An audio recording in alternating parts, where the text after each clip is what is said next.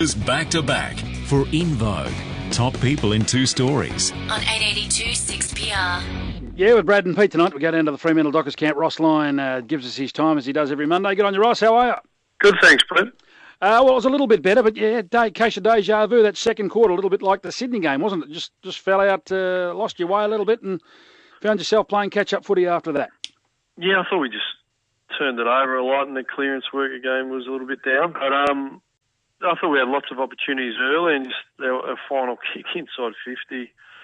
Just didn't get reward for it, and they capitalised off our turnovers. And second quarter, I thought the intensity of our back line and mids fell away. And then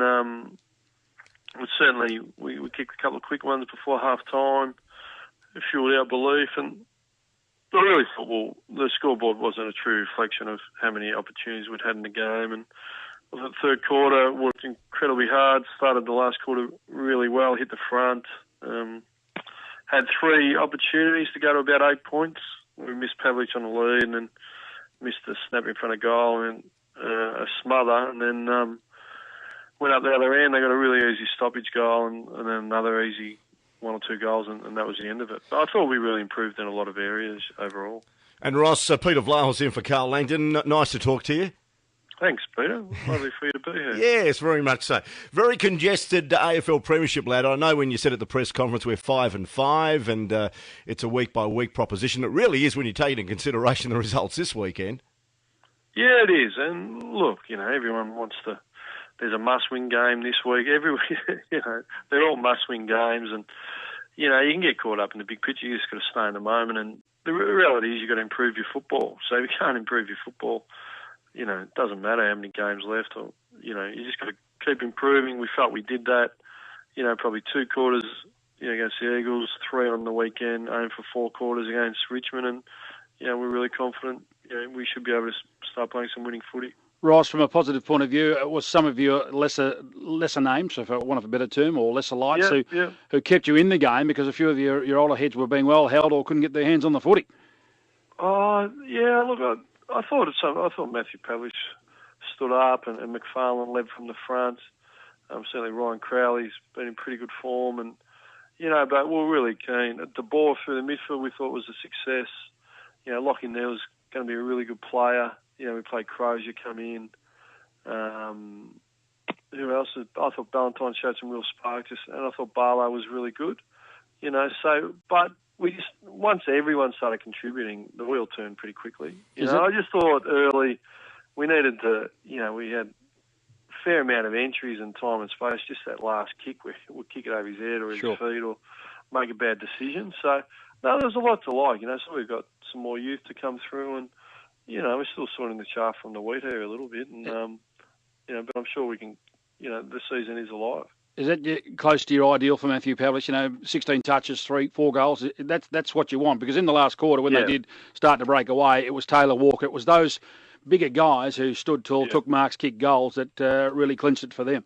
You're spot on, Brad. He's had 6 shots on goal, a lot of quality touches, played him where we need him, a little bit of flips in the midfield, but from about the 12-minute mark on, we just couldn't get our hands on the ball around the stop. We lost 13 clearances in a row, and from there was no opportunity. We couldn't get the kick or handball or have an entry, So from the limited entries, we scored quite well, and it was really frustrating, to be honest. So I just think when you come from behind from 6 down, it would have been a famous victory, really. So to the group, it highlights that their capabilities are never giving up, but you just can't get quality teams to start. And I just think.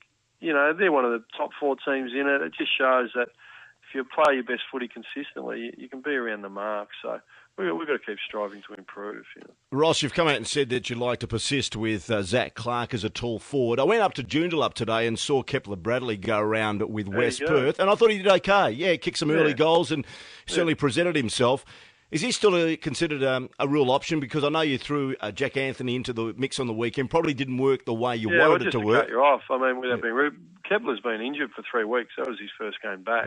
Well, he looked pretty good today. That can get lost in translation a little bit. I think everyone thinks we've sentenced him to death and we're not picking him.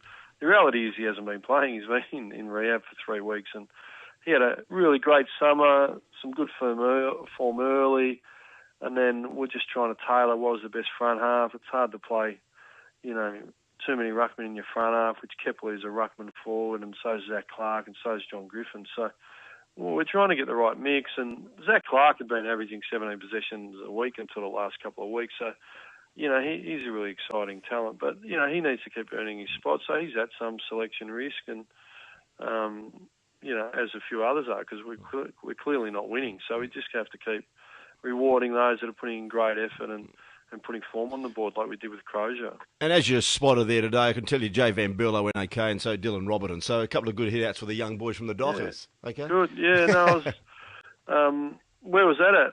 Up at Joondalup.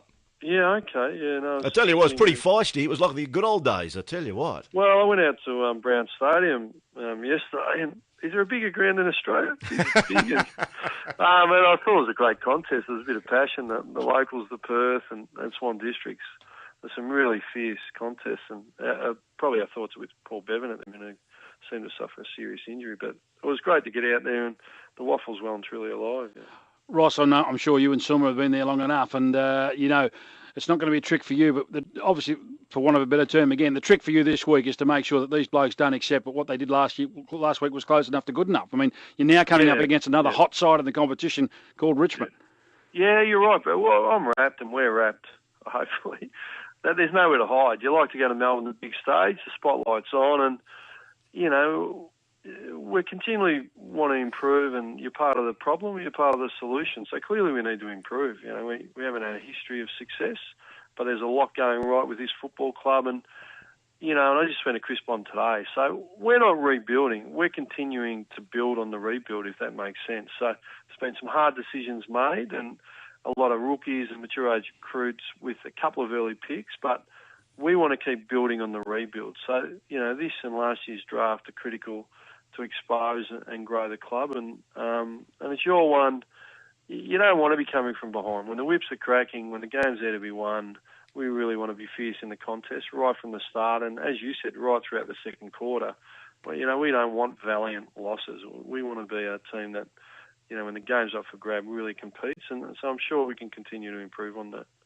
Yeah, and I suppose I like that saying that you're continuing to rebuild the rebuild, because I think you're not too far away. I mean, just goes to show with the clubs that are in or around somewhere between 6th to 12th. I mean, it's just a logjam of you, and it's not going to be hard to push from 8th to the 4th as opposed from, say, 16th to 12th.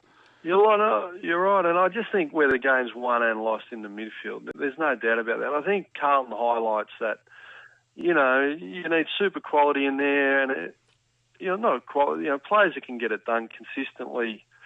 So we're going well for periods. We just want, to grow in there. And I just think seeing, Murphy out and Carazzo out and a couple of others there, that it puts pressure on the whole team. So, we want to keep building Lockie Neal through there and De Boer, and get Fife and Morabito going really well in there to complement, Crowley and Mundy and those guys. So, and Mick Barlow I thought was terrific on the weekend. So we see a bright future, but at the minute we're working through,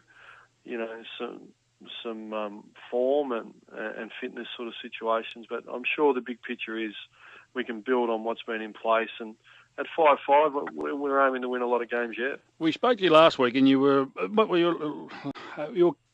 conservative with the performance of Silvani. I mean, he obviously got left out of the side. I mean, you sort of mentioned last week that whilst he did do a reasonable job, he didn't give you a lot of run out of defence, and he may have turned it over once or twice. Was that the whole and sole reason? Was it a horses for courses policy, or has he got a chance coming back? It was that old team balance. I just think Luke McFarlane in particular, and Zach Dawson was very good on the weekend defending. I mean, really Tippett and Walk until the death was a non-issue. And so I thought we bounced out and ran out of there, and that's the modern game. And as it sits, fairly... And the fact is, Alex rehabilitated nearly all pre-season. So Zach and Luke, in particular, those two, didn't miss a beat. So what happens is, first in, best dressed, and if they're holding their form, they got their noses in front at the minute. So I'm sure Alex's turn will come, but that's just the way it sits at the minute without sugarcoating it. He's been under the focus for really every week he plays. Stephen Hill hurt his shoulder at the weekend. Where's he at, Ross?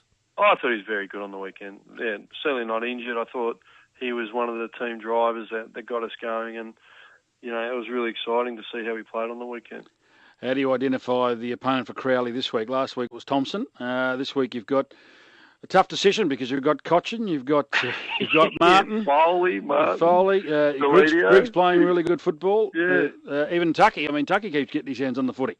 Well, I think it alludes to what I said prior. Like, you got a midfield that's getting its hand on the ball at the clearances and driving it forward. You're going to be a pretty good team. So that's what's significant. They're going to weigh the numbers through the midfield. So we've got a fair bit of planning and preparation to do, but Ryan could sort of throw a dart in the wall and pick 3 or 4, no doubt about that. Just one final one from myself, Ross. Just you've came as one of 10 when you were coach, of course, of St Kilda in the AFL, and now in the last couple of weeks there's been a lot of focus on Fremantle, and you're one of 2 here. Yeah. How have you found the transition and the focus on yourself as an individual and just what happens basically on this side of the country when it comes to our 2 AFL sides? Oh, look, on record, there's no doubt more scrutiny on the individual players, and last week it heated up. I find it's a bit more of a vacuum. I don't tune in with respect. I used to drive to work and you'd listen to SEN and then 3AW and you'd have the Herald Sun. And, so the access to the media for me it's what I want to make it. So, I don't get the paper delivered. There's no radio station in the morning I listen to. With the digital certificates now, I can't get online and check out the Age or the Sun. So I've been in a bit of vacuum. It's actually been a godsend for me. And what I've learned is once it becomes erratic and it's just no balance to it, I no longer discern the media. I just focus on my job at hand. And so it has little effect, particularly after 5 years. I think when you first start, you can sort of be, unbalanced a little bit by it and distracted by it, but it's sort of the media machine goes on around you, and it's an important part of the game because they really grow the game. But you certainly, I don't take it personally. You don't always enjoy everything that's there, but you understand what it's all about and people trying to be heard. So I'm just a vehicle for that, and the football club is. And it certainly has no effect on me. I would have suggested as a first-year coach and some hard yards at the Saints, but I've learned some enormous lessons, and I don't take it personally, and you just move on. That's just it's part of the business. You sign up to be scrutinised.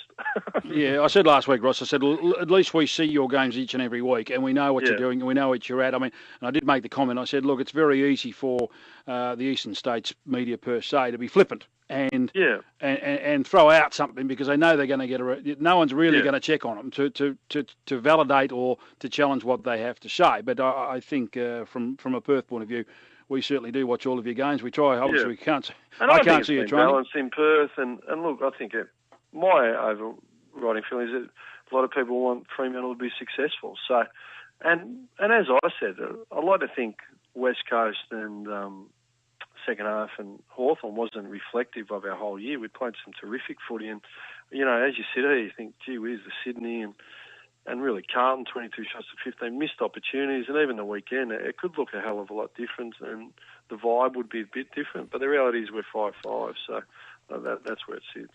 Good on you, Ross. Thanks for your time. Speak to you next week. Good luck against the Tigers on the weekend. Thanks, Brad. Cheers, mate. Thanks, Ross. Ross Lyon there. After the break, we'll go into the Eagles camp with David Teague, their assistant coach.